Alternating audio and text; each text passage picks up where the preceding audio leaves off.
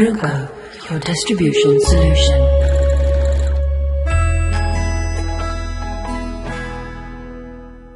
Hi everyone, in this video we want to show you how to use the bias tape folder SA222CV on the Brother CV3550 Coverstitch Machine. Use the bias tape folder with ready-made bias tape of 12mm wide, or make your own to cover over seams for a decorative technique or for making belt loops. Change the pressure foot to the Clearview pressure foot included as an accessory with a Coverstitch machine. Press the black button on the back of the pressure foot holder and snap the Clearview foot in place.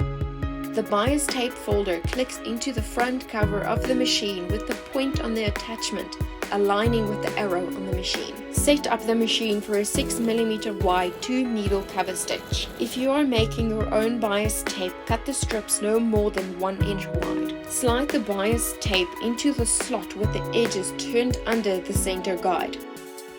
Slide the tape under the presser foot towards the back of the machine and align the tape and sew in the middle. This method will allow you to sew straps or belt loops. Another option is to slide fabric under the bias tape folder to sew over and cover seams. Line up the seam with the center slot in the bias tape folder. Please see our threading the Brother CV3550 and setting your dials for bonbon types of fabric linked below for different methods on removing the fabric from under the presser foot. It is also possible to use the top cover stitch thread to create a decorative finish. Don't be afraid to use metallic threads for a decorative finish.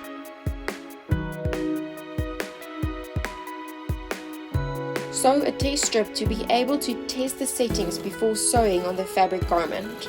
This attachment easily creates straight strips on tracksuit pants or jackets and so much more. Please like, subscribe and follow our channels for more tutorials, tips and videos.